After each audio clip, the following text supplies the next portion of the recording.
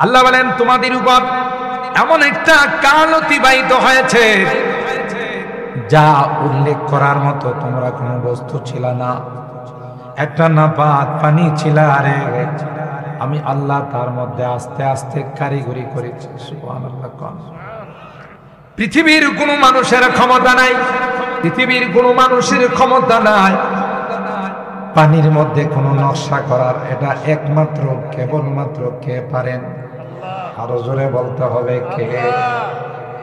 আল্লাহ বলেন শুধু নকশাই বানায় না, সবচেয়ে সুন্দর করে তোমাদেরকে বানাইছে। সুবহানাল্লাহ। জোরে বলে পৃথিবীর কোন প্রাণীকে এত সুন্দর করে বানায় না যেই সুন্দর করে আমি আল্লাহ তোমাদেরকে বানাইছি। এ গোলাম, শুধু পানি তোমাদেরকে ছেড়ে দেই নাই, এই নাপাক পানিটার মধ্যে আমি আল্লাহ অঙ্কন করেছি, নকশা করেছি। আস্তে আস্তে তার মধ্যে যা যা দরকার তাই আমি আল্লাহ দিয়েছি। তুমি দুনিয়াতে আসবে, তুমি কি খাবে তাও আমি আল্লাহ আগে ব্যবস্থা করেছি। পৃথিবীতে যাওয়ার পর শক্ত কোনো খাবার তুমি গ্রহণ করতে পারবে না, তাই আমি আল্লাহ তোমার মার বুকে তোমার জন্য খাবার রেখে দিয়েছি।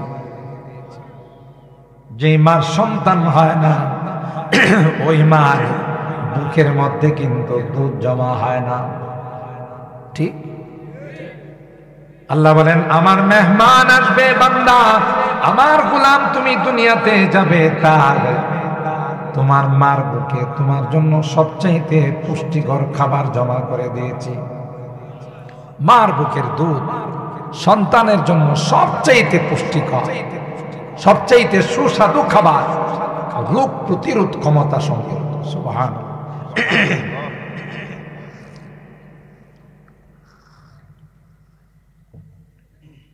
পৃথিবীর সকল ডাক্তাররা একমত যে এর চাইতে পুষ্টিকর, এর চাইতে ভিটামিন যুক্ত খাবার পৃথিবীর মধ্যে আর কেউ আজ পর্যন্ত আবিষ্কার করতে পারে না।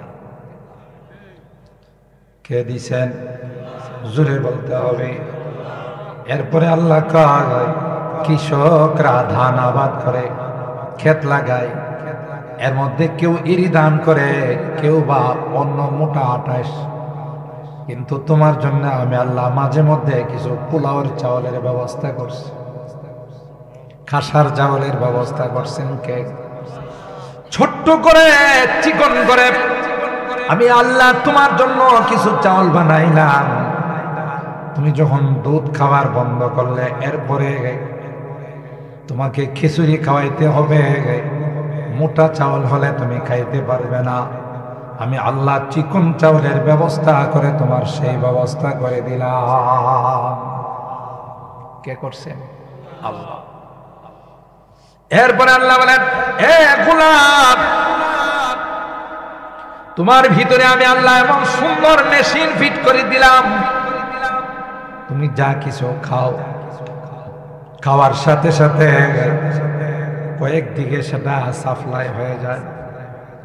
তোমার খাবারটা, কিছু খাবার তোমার ব্লাডের মধ্যে চলে যায়, তোমার রক্তের মধ্যে চলে যায়, কিছু খাবার তোমার গোশতের মধ্যে যায়, কিছু আবার তোমার বডি জয়েন্টের মধ্যে ক্যালসিয়াম হিসাবে চলে যায়। সুবহানাল্লাহ। আবার কিছু খাবারের কিছু অংশ তোমার পেশাবখানায় যায়, কিছু তোমার পায়খানায় যায়। আল্লাহ বলেন প্রত্যেকটাকে আমি আল্লাহ মেশিনের মাধ্যমে প্রত্যেকের জায়গায় পৌঁছাই দিই। একটা দিন যদি তোমার পেশাব আটকে যায়, একটা দিন যদি তোমার পায়খানা বন্ধ হয়ে যায়, তাহলে তোমার পৃথিবীটা তোমার কাছে অন্ধকার হয়ে যাবে, ঠিক না বেঠিক? কে করেন? ঠিক মতো এগুলো সাপ্লাই দেন কে? এই জন্যই তো নবী আমাদেরকে শিখাইছেন, যখন তুমি বাথরুমে যাইবা তখন এই দোয়া পড়ে যাও, আল্লাহুম্মা ইন্নী আউযু বিকা মিনাল খুবুসি ওয়াল খাবাইস। বাথরুমে গেলে আল্লাহ আমার লজ্জাস্থান খোলা থাকবে, ইবলিস এসে আমার সঙ্গে ধোঁকা দিতে পারে, ইবলিস এসে আমার লজ্জাস্থান নিয়ে খেলাধুলা করতে পারে আল্লাহ। তাই ইবলিসের হাত থেকে তোমার কাছে পানা চাই। হাদিসের মধ্যে আছে ইন্নাশ শাইতানা ইয়ালআবু বিমাকাইদে বানি আদম, আদম সন্তানের লজ্জাস্থান নিয়ে ইবলিস খেলাধুলা করে। নাউযুবিল্লাহ বলেন। ইবলিস আছে না নাই? নাকি ঘুমাই গেছে? না না, ইবলিস আপনারা যে এখনো অনেকে বসে আছে, অনেকের কথা ইবলিস বলছে মৌলভী আসবে না, রাত হয়ে গেছে, চলে যাও। তারপরেও যে আপনারা অনেক মানুষ বলতে গেলে গোটা প্যান্ডেলে মোটামুটি ভরা, তাতে ইবলিস খুশি না বেজার? ইবলিস ওই মানুষ যখন বাথরুমে যায়, টয়লেটে যায়, তখন ইবলিস তার ওই লজ্জাস্থান নিয়ে খেলাধুলা করে। ও ভাই, আল্লাহ পাকের হাবিব বলেন তুমি ওখানে যাওয়ার সময় যদি এই দোয়া পড়ে বাথরুমে তুমি ঢুকতে পারো, সাথে সাথে আল্লাহ তাআলা ইবলিসের চোখের মধ্যে পর্দা ফালাই দেয়। দেখছেন এই দোয়াগুলোর কত দাম? আমরা তো এগুলোর গুরুত্ব দিই না। দরকার হয়েছে কাপড় আলগি দিয়ে চলে গেছে, শেষ। আবার জরুরত শেষ, আয়সা বের হয়ে গেছে, কোনো দোয়া টোয়া কিছুই বলি না। অথচ এগুলোর মধ্যে যে কত দামি জিনিস আল্লাহর নবী শিখাইছে, সুবহানাল্লাহ। আল্লাহর হাবিব বলেন তুমি বাথরুম থেকে বের হয়ে গেছ, সাথে সাথে তুমি দোয়া পড়ো গুফরানাকাল হামদুলিল্লাহ ইল্লাযী আযহাবা আন্নিল আযা ওয়া আফানি। ক্ষমা চাই আল্লাহ তোমার কাছে, গুফরানাকা ইগফির গুফরানাকা, হে আল্লাহ আমাদেরকে মাফ করে দেন। মুহাদ্দিসিনে কেরাম লিখেন বাথরুম থেকে আসার পর আল্লাহর কাছে মাপ চাইতে হবে কেন? কি অপরাধ হয়ে গেছে? বাথরুমে গেছে, টয়লেটে গেছে, এই জন্য কি তার অপরাধ হয়ে গেছে? না না না, অপরাধ ইমানদারের একটা মুহূর্ত আল্লাহর জিকির থেকে খালি থাকতে পারে না। সুবহানাল্লাহ। যেহেতু আমি বাথরুমে ছিলাম, এই সময়টা আল্লাহর জিকির করতে পারি নাই, এই সময়টায় আল্লাহ তাসবিহ তাহলিল পড়তে পারি নাই, এই জন্য বের হয়ে আল্লাহকে বললাম আল্লাহ এই সময়টা যে তোমার জিকির থেকে গাফিল হয়ে গেলাম, তোমার তাসবিহ তাহলিল থেকে যে আমি দূরে ছিলাম, সেই জন্য তোমার কাছে মাপ চাই। আলহামদুলিল্লাহিল্লাযী আযহাবা আন্নিল আযা ওয়া আফানি। সমস্ত প্রশংসা ওই আল্লাহর জন্য, যিনি আমার কষ্টদায়ক বস্তুটাকে আমার পেটের থেকে বের করে দিয়েছেন। এটা যদি আমার টয়লেটের মধ্যে, আমার পেটের মধ্যে জমা হয়ে থাকতো, পেশাবটা যদি আটকায় যেত, বাহিরে না হতো, তাইলে আমার মরণ ছাড়া কোনো বিকল্প ছিল না। কথা কয় না? তাইলে আল্লাহর প্রশংসা করার দরকার আছে না নাই? নবী আমাদের এই দোয়া শিখাইছেন, এই দোয়া পড়ে আল্লাহর প্রশংসা করো। আল্লাহ তুমি দয়া করে আমার কষ্টদায়ক বস্তুটা আমার বডির থেকে তুমি সরাই দিয়েছ, তাই সমস্ত প্রশংসা আল্লাহ তোমার জন্যে। সুবহানাল্লাহ, সুবহানাল্লাহ। কার জন্যে? আল্লাহর জন্য। হাসি দিলে আমরা কি বলি? আলহামদুলিল্লাহ বলি না? কি হয়েছে? হাসির সাথে আলহামদুলিল্লাহর কি সম্পর্ক? বৈজ্ঞানিকরা কয় একটা মানুষ যখন হাসি দেয়, হাসি দেওয়ার সাথে সাথে তার ভিতর থেকে কমপক্ষে 1,00,000 জীবাণু বের হয়ে যায়। দেখছেন?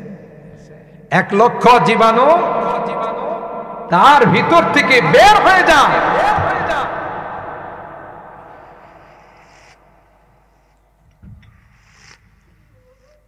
সুবহানাল্লাহ, সুবহানাল্লাহ। 1,00,000 জীবাণু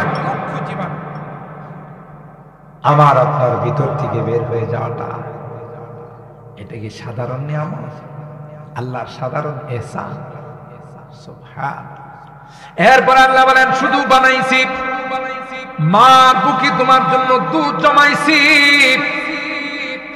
এরপরে চিকন চাওয়ালের ব্যবস্থা করেছি। শুধু তাই নয় রে বান্দা, তোমার গোটা জীবনটা আমার নিয়ামতের মধ্যে ডুবন্ত। ঠিক না বেটি? বলুন তো দিকে, একটা মুহূর্ত আল্লাহর নিয়ামত ছাড়া, আল্লাহর মেহেরবানি ছাড়া চলার কোনো উপায় আছে? এই যে শ্বাস প্রশ্বাস, শ্বাস ফালায় আবার শ্বাস নিই, কে দেন? বৈজ্ঞানিকরা বলেন যেই শ্বাসটা আমি গ্রহণ করি, এই শ্বাসটা আল্লাহ পাক আমাকে ফ্রেশ শ্বাস, ফ্রেশ অক্সিজেন আমার ভিতরে ঢোকান, আর ভিতর থেকে যেই জিনিসটা বের করে এটা হলো বিষাক্ত, গাছগাছালি খায়া নেয়, ওখান থেকে এটাকে রিফাইন করে আবার নতুন অক্সিজেন আমার ভিতরে ঢোকায়। কোনদিন কি আল্লাহ বিল নিছেন? অক্সিজেনের কোনো বিল পাঠাইছেন? অথচ হাসপাতালে রোগী ভর্তি থাকলে বিল নেয় না? কম নেয় না বেশি নেয়? বেশি। এক সপ্তাহ, দেড় সপ্তাহ, এক মাস ভর্তি থাকলে বাড়ি ঘরে সব জমি জমা বিক্রি করেও বিল পরিশোধ করা যায় না। কি হয়েছে? কই যে মেশিনটা দিয়ে আপনাকে কৃত্রিম শ্বাস প্রশ্বাস দেওয়া হয়েছে, এটা অনেক দামি মেশিন। আল্লাহ যদি কয় আমার এক মাসের বিল দে, উপায় আছে? আল্লাহ ইহসান। হাল জাযাউল ইহসানি ইল্লাল ইহসান। আল্লাহ বলেন ইহসানের বদলা ইহসান দিয়ে দিতে হবে। কি ইহসান? আল্লাহ বলেন গোলাম, মুয়াজ্জিন সাহেব যখন আমার পক্ষ থেকে তোমাকে আহ্বান করবে, তুমি যখন সিজদায় পড়ে যাও, তখন আমার এই ইহসানের শুকরিয়া গুলো আদায় হয়ে যায়। কথা বলেন ঠিক না বেঠিক? এ গোলাম, মুয়াজ্জিন সাহেব যখন আমার পক্ষ থেকে তোমাকে ডাক দিবে, তার ডাকে সাড়া দিয়ে যদি তুমি আমার ঘরে চলে আসো, আমার কুদরতি পায়ে সিজদায় পড়ে তুমি যদি আমার তাসবিহ তাহলিল পড়ো আর বলো আল্লাহ তোমার জাত বড় পবিত্র, তুমি বড় মহান, তাইলে আমি আল্লাহ তোমার সব নিয়ামতের শুকরিয়া হিসাবে ফুল করে নি। মান লাম ইয়াশকুরিল্লাহ লাম ইয়াশকুরিল্লাহ। যারা মানুষের শুকর গুজার করতে পারে না, এরা আল্লাহরও শুকরিয়া আদায় করতে পারে না। আপনাকে কেউ যদি সামান্যতম উপকার করে, তাহলে আপনার উচিত জীবন এটাকে স্মরণ রাখা। ঠিক বললাম? নিমক হারাম না, শুকরকে আল্লাহ পছন্দ করে। কথা কয়। বুখারী শরীফের হাদিসের মধ্যে আসে, একজন বেশ্যা নারী সারাটা জীবন পতিতালয়ে জীবনটা কাটাইছে। গরমের মৌসুমে রাস্তা দিয়ে যাচ্ছে, কুকুরটা পানির পিপাসায় কুয়ার পারে জিহ্বা বাইর করে হাঁপাইতেছে। ওই বেশ্যা নারীর দয়া হয়ে গেছে, মায়া হয়ে গেছে। চামড়ার মোজাটা খুলে ওড়না দিয়ে রশি বানাইয়া মোজাটা কূপের মধ্যে ফালাইয়া ওখান থেকে কিছু পানি উঠাইয়া কুকুরের জিহ্বার মধ্যে, কুকুরের মুখের মধ্যে যখন দিল, আল্লাহর কসম রে, আসমানের মালিকের দয়ার সাগরে ঢেউ খেলতে শুরু করবে। আর আস্তে সুবহানাল্লাহ করে। একই চশমে জাদান গাফিল যা শাহ নবাসি, একই চশমে জাদান গাফিল যা শাহ নবাসি, শায়দ কি উনগা কুনাদা গাহে নবাসি। शायद उनका कुना दागा है नबाश कभी डाक दिया बोले ए गुलाम কখন যে মালিকের দয়া তোমার উপর চলে আসবে কোন সময় যে মালিক তোমার উপর ইহসানের দৃষ্টি করবে এজন্য কোন ছোট্ট আমলকেও ছোট্ট করে দেখার অবকাশ নাই আল্লাহ পাক কোন আমল কবুল করে তোমার জীবনের গুনাহ মাফ করে দিবেন সুবহানাল্লাহ আসমানের মালিক বেশ্যা নারীকে ডাক দেয়া কয় হে বান্দি তুমি আমার মাখলুক সৃষ্টি কুকুরের উপর দয়া করলা আমি আল্লাহ তোমার জীবনের গুনাহগুলো মাফ করে দিলাম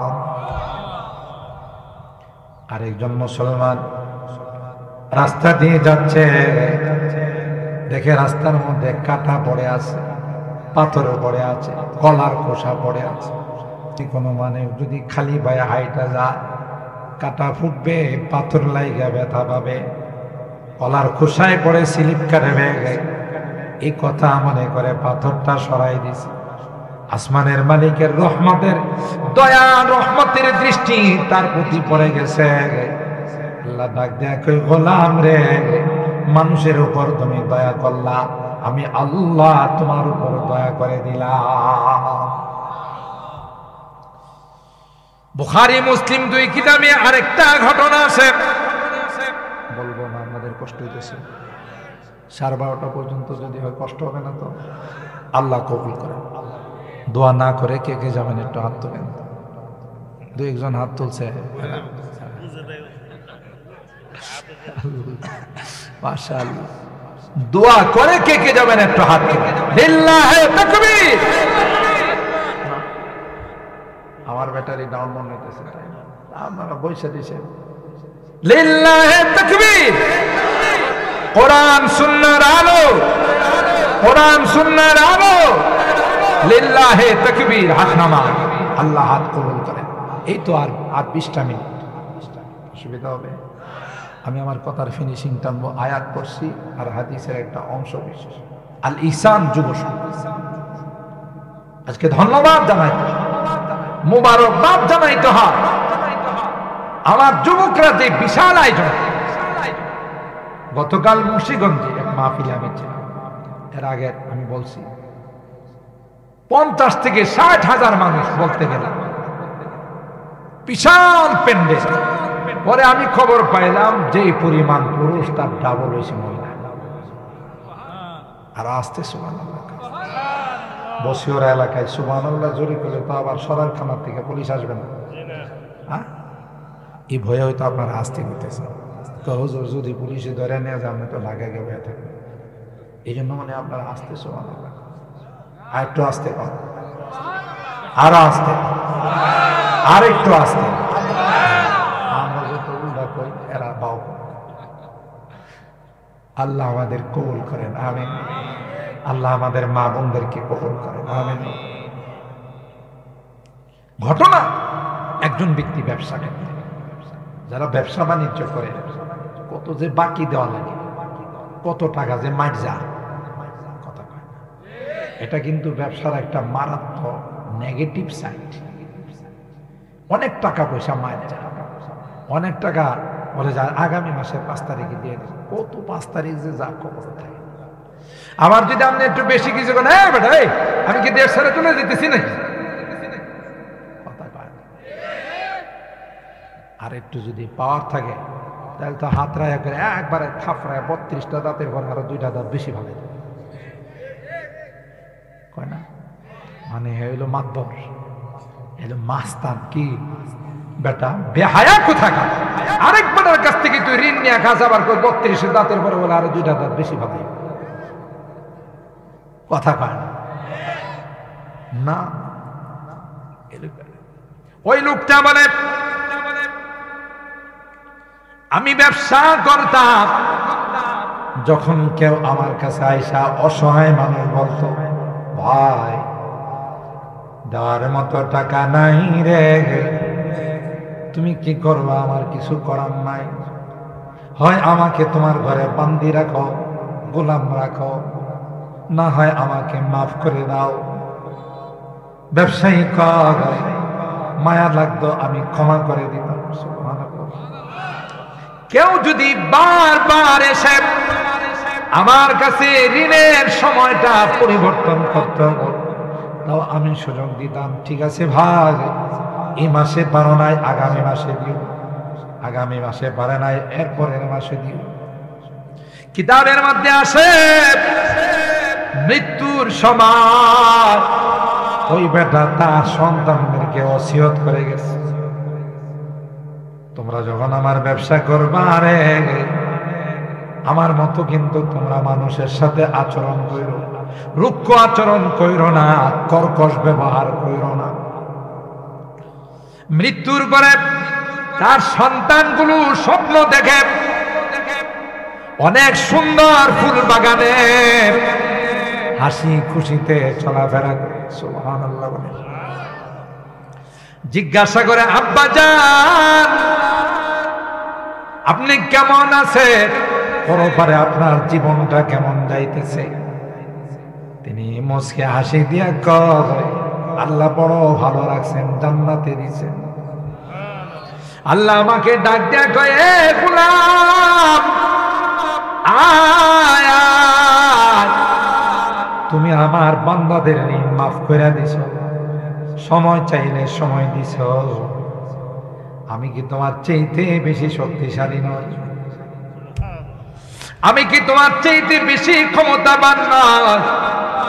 যা যা তুমি যেহেতু আমার বান্দাদের উপরে ihsan করছো, দয়া করছো, আমি আল্লাহ তোমার উপর দয়া করে তোমার জীবনের গুনাহগুলো মাফ করে দিলাম। দেখছেন ihsanের কি প্রতিদান। কিন্তু মুশকিল হয়েছে কি জানেন, মানুষ নিমক খারাপ, কথা কয় না। আপনি যার যত বেশি উপকার করবেন হে তত বেশি আপনার ক্ষতি করার চেষ্টা করবেন। আরবিতে একটা কথা আছে ইত্তাকি শাররা মান আহসানতা ইলাইহি, তুমি যার উপরে দয়া করবা তার ক্ষতির থেকে বাঁচার জন্য তুমি রেডি থেকো।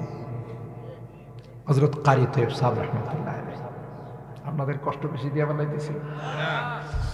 কারি তৈয়ব সাহেব রাহমাতুল্লাহ আলাইহি দারুল উলুম দেওবন্দের যিনি প্রিন্সিপাল ছিলেন, হযরত হুসাইন আহমদ মাদানী ওনার উস্তাদ, মজলিসে শুরা ওনাকে প্রিন্সিপাল বানাইছেন, তিনি হুসাইন আহমদ মাদানীর ছাত্র।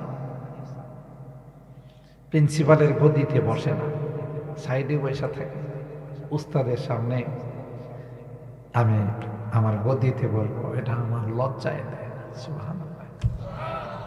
আগে উস্তাদের এহতেরাম ছিল, ইজ্জত ছিল, সম্মান ছিল, এই জন্য বিদ্যাও ছিল। এখন নাই কিচ্ছু। ঠিক আমরা তো আলহামদুলিল্লাহ এখনো আমাদের উস্তাদ, হিফজখানার উস্তাদ, মক্তবের উস্তাদদেরকে দেখলে এই যে এত দামি গাড়ি নিয়ে চলি, যদি দেখি উস্তাদ সামনে গাড়ির থেকে নাইমা যায়, নাইমা জিজ্ঞাসা করি কই যাবেন, যদি সামনে যাব চলেন, আমি সামনে, আমরা সামনের সিটে বসেন, আমি পিছনে বসি। এলেম কালাম তো কিচ্ছু নাই, পুঁজিপাট্টা চালান বলতে কিছু নাই, কিছু আছে সেটা উস্তাদের দোয়া। এই দোয়া নিয়ে চলি, আর কিচ্ছু নেই। গোটা দেশে এই যে রমজানের আগের দিন পর্যন্ত এমন কোনো দিন নাই যে 2টা 3টা 4টা প্রোগ্রাম। গতকালও 3টা ছিল প্রোগ্রাম, একটা ঢাকা চকবাজার শাহী মসজিদে, ওখান থেকে করে গেছি মুন্সিগঞ্জ, আর একটা ছিল দোহার। আজকে আছে, কালকেও আছে, এভাবে এরপরের দিন যাব সিলেট, 3 দিন একসাথে 4টা করে প্রোগ্রাম আছে। আমার কিন্তু ব্যক্তিগত কোনো চালান নাই। চালান কি? মুরব্বীদের দোয়া। যেখানে লেখাপড়া করছে সব মুরব্বীরা দোয়া করছেন, বেয়াদবি কোনোদিন করি নাই। এই জন্য ওস্তাদরা দোয়া করছেন। ওস্তাদদের দোয়া, মা বাবার দোয়া অনেক বড় সম্মান, কথা কয় না, অনেক বড় সম্মান। আর দোয়া ও সালাহুল মুমিন, দোয়া হলো মুমিনদের সবচাইতে বড় হাতিয়ার। দোয়া দেয়া এমন কিছু করা যায়, অস্ত্র দিয়া যা পারা। ঠিক আফগানওয়ালারা বিশ্বের 2টা পরাশক্তির যে পরাজিত করছে কি দিয়া গন্ত, কয় না মানে আপনি ঘুমাই গেছেন আমার লাগায়, ঘুমাইছেন না তো আবার না পরে এসে দিকে রাগ করছেন কোনটা? তাহলে একটু কথা কইলে দুইটার কোনোটাই মনে করবো না। আর যদি কথা টথা না কন হয় মনে করবো আমার লাগায় ঘুমাইছেন, আর নয় রাগ করছেন। আল্লাহ কবুল করেন, আমিন বলেন। দোয়া কত বড় হাতিয়ার! বিশ্বের মধ্যে সবচেয়ে দুর্বল রাষ্ট্র বাংলাদেশ, একমাত্র কেবলমাত্র শুধুমাত্র দোয়ার কারণে বাংলাদেশ থেকে বহুত বড় বড় গজব আল্লাহ উঠায় না, ঠিক না? পৃথিবীতে বড় বড় ভূমিকম্প হয় না, আমার দেশে কি এরকমের ভূমিকম্প হয়েছে? কেন? দোয়া হয়। প্রত্যেকটা হিফজখানায়, প্রত্যেকটা মাদ্রাসায়, প্রত্যেকটা মসজিদে, প্রত্যেকটা খানকা দেশ এবং জাতির জন্য দোয়া হয়। কথা কি ঠিক বললাম? সিডর আসে, নার্গিস আসে, আইলা আসে, মহাসেন আসে, আমপান আসে, জাম্পান আসে, কি বলেন? কত নামে যে আসে, আবার কোন সময় তো ফোনিক আসে, ঠিক না? এত কিছু আসে। আবহাওয়াবিদরা আমাদেরকে সংকেত বার্তা পাঠায় যে 300-400 কিলোমিটার বেগে আসবে, যা পাইবে সব শেষ করে নিয়ে যাবে। সব জায়গা থেকে যখন দোয়ার হাতিয়ার পাঠানো হয়, ওটি করে কি আমাদের দেশে না এসে মায়ানমারের দিকে যায়, ইন্ডিয়ার দিকে যায়, কিরে এদিকে যাইবে না? খুব বাপরি বাপ, যে হাতিয়ার ওরা ব্যবহার করছে পারবো না। সুবহানাল্লাহ। কালকে করেন, কালকে করেন, কালকে। আর দুআউ সালাহুল মুমিন। আরে মুফতি আমিনী রাহমাতুল্লাহ আলাইহি আমার অনেক বয়ানে বলি, তিনি প্রায় বলতেন, মিয়া সাহেব আলেমুল আমাদেরকে দুর্বল মনে করেন না, আপনি অস্ত্র দিয়ে যা পারবেন আলেমুল আমা হাত দিয়ে তার চেয়ে বেশি পারে। হযরত রশিদ আহমদ গঙ্গুহি রাহমাতুল্লাহি আলাইহি অস্ত্র মামলায়, সন্ত্রাস আইনে ইংরেজরা নিয়ে গেছে আদালতে ফাঁসির কাস্টে। আদালত জিজ্ঞাসা করতেছে, তোমার নামে যে অস্ত্র আইনে মামলা, কি কি অস্ত্র রাখো? স্যার অনেক অস্ত্রই রাখি, তবে একটা অস্ত্র সাথে আছে, এটা কি দেখবেন? ও বেটা পারে না, চেয়ার থেকে বেড়ে যায়, কাঁপা শুরু করছে। ও অস্ত্র নিয়েছেন এনে বলা হয়,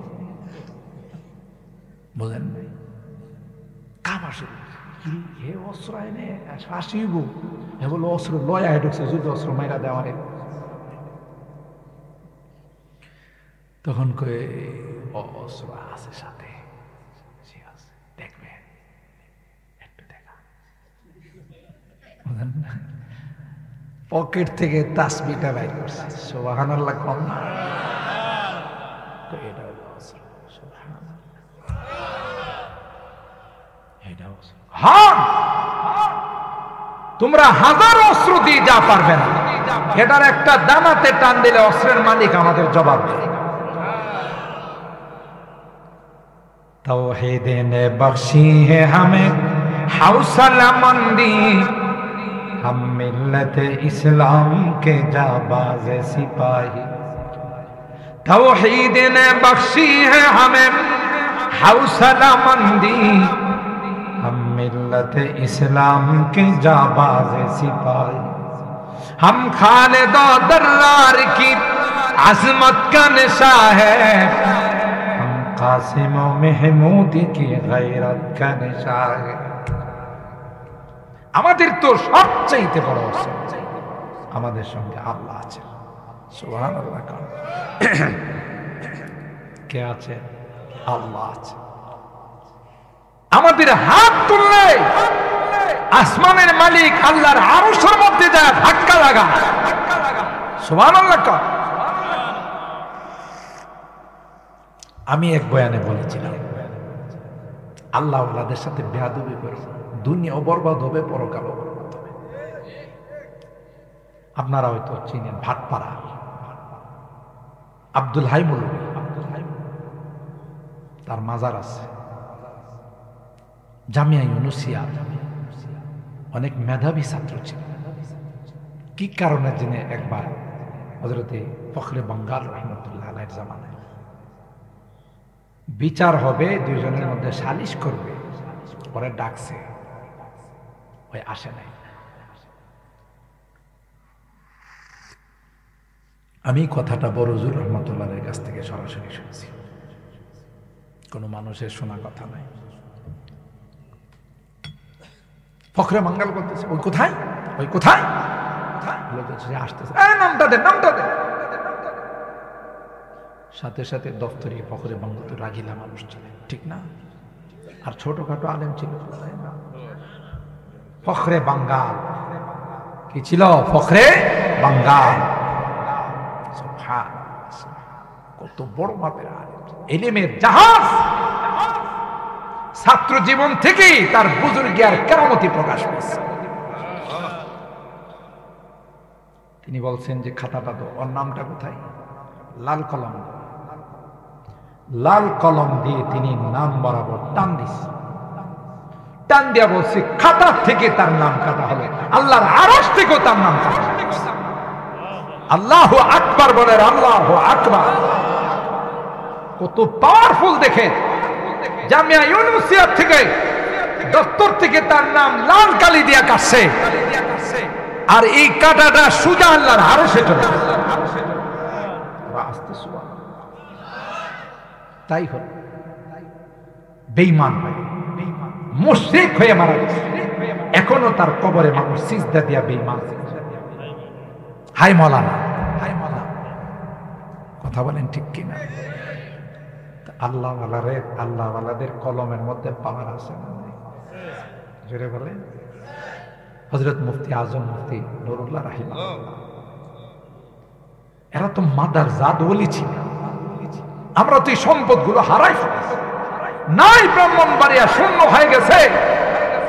এখন যারা আছেন আমাদের মাতার তাজ আকাবের, আমরা তাদেরকে সম্মান করি, ইজ্জত করি, কিন্তু আর কোনদিন রাইসুল মুফাসসিরিন আমরা পাবো না, ফখরে বাঙ্গাল আমরা কোনদিন পাবো না, মুফতি আজম মুফতি নুরুল্লাহ আমরা পাবো না, আল্লামা মনিরুজ্জামান সিরাজি আর পাবো না। কথা বলেন ঠিক কিনা? এরা ছিলেন উলাইকা আবায় ফাজইনি বিমিসলিহিম কদ জামাআতনা ইয়া জালিলাল মাজামিল। ব্রাহ্মণবাড়িয়া কি এমনি গোটা বাংলাদেশ চিনি? বাংলাদেশের সকল মুরব্বীরা জামিয়া ইউনুসিয়াতে আগে আস্তানা গাড়ছে। বড় কাটারার পীরজি হুজুর বলেন, শামসুল হক ফরিদপুরি বলেন, হযরত হাফিজ জি বলেন, সব ব্রাহ্মণবাড়িয়াতে আগে আস্তানা গাড়ছে। কি মনে করেন ব্রাহ্মণবাড়িয়ার মানুষকে কি সারা বাংলাদেশ এমনি ভয় পায়? সন্ত্রাস, ডাকাত, ইমানি তাকত দেখে মানুষ ভয় পায়। বাংলাদেশের মানুষ বলে, এদেশে যদি কখনো ইমারতে ইসলামিয়া কায়েম হয়, এদেশে যদি কখনো হুকুমতে ইসলামিয়া কায়েম হয়, এদেশে যদি কখনো কলমার পতাকা উত্তোলিত হয়, এটা সর্বপ্রথম ব্রাহ্মণবাড়িয়ার জমিন থেকে উত্তোলিত হবে, ব্রাহ্মণবাড়িয়ার জমিন থেকে উত্তোলিত হবে।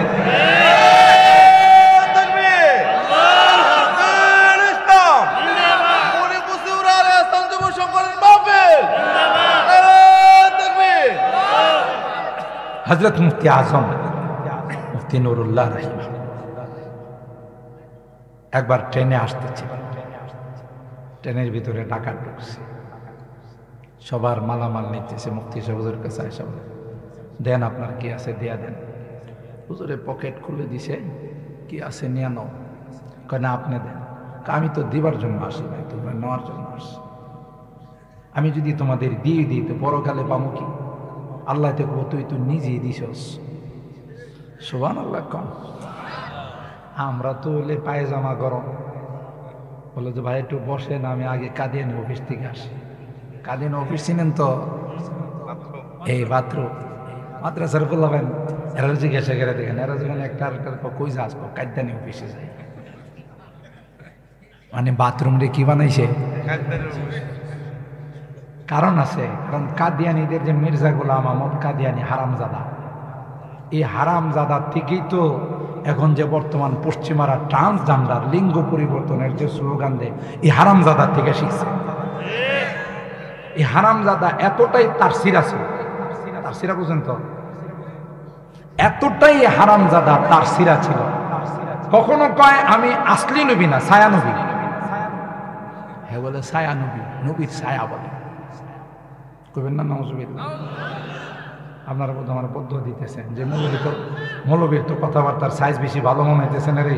কইছিল 12:30 আমি মনে হয় 12:30 বার করে দিব, যদি 10 মিনিট বেশি হয় তাহলে পদ্ম দিবে। যুবকরা কত কষ্ট করে, শিডিউল পায় না। আমিও আমার এই ভাতিজা খুব বারবার রিকোয়েস্ট করার পরে আমি বলছি যে আমি চেষ্টা করবো 11টার ভিতরে চলে আসার, একটু দেরি হয়ে গেছে। তো যুবকদের মনে আগ্রহ আছে না নাই? আর আপনারা যারা ঘুম বাদ দিয়া বসে আছেন, এটা কি আমার জন্য না আল্লাহর জন্য? আর একটু জোরে বলেন কার জন্যে? এই মির্জা গোলাম আহমদ কাদিয়ানী এক এক সময় এক এক কথা বলেন, ঠিক কি? কখনো কয় আমি নবী, ওই যে খুঁটির জোরে পাটা কুদে একটা কথা আছে, পাটা যে কুদে কার জোরে?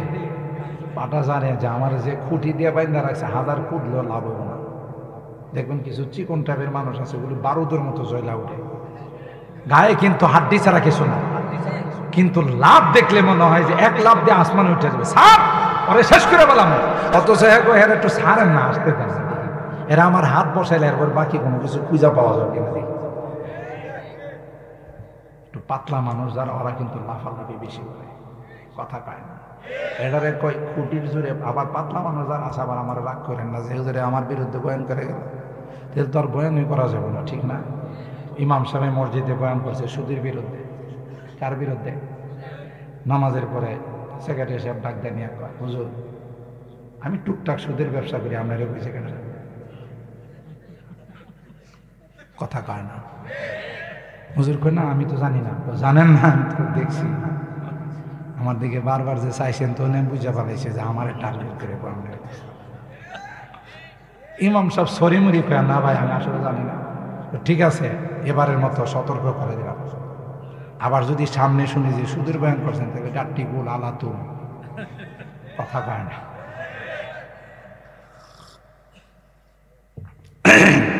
ইমাম সাহেব চিন্তা করলো যে না, এই বয়ান আর জীবনও করা যাবে না, যদি এই মসজিদে চাকরি করা লাগে তাহলে সুদের। পরে জমাতে করে যে পর্দার আলোচনা করে, এটা তো আর কারো লড়াইতে পারবার, কারণ তো সব পুরুষের তো আর এমন একটা পর্দার বিষয় না, নারীদের পর্দার বিষয়।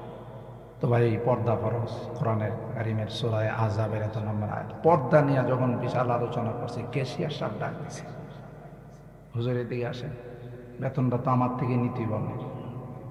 না তা তো অবশ্যই, আমার বউ একটু সরকারি চাকরি করে, মাঝে মধ্যে একটু সরকারি চাকরির সুবাদে বেপর্দা হয়ে যাওয়া, এটা আপনার কইছে কেনা? কথা কয় না। ইমাম সাহেব কয় হায় রে আল্লাহ, বয়ান কোন দিক দেন? কথা কয় না। কোন কোন মসজিদে কমিটি ইমাম নিয়োগ দিয়া বলে হুজুর শুনেন, আসমানের উপরের বয়ান করবেন আর জমিনের নিচের মাঝখানের কোনো কথা কিন্তু বলা যাবে না। কথা কয় না। কোন জায়গা? আসমানের উপরের যত কথা আছে সব কম,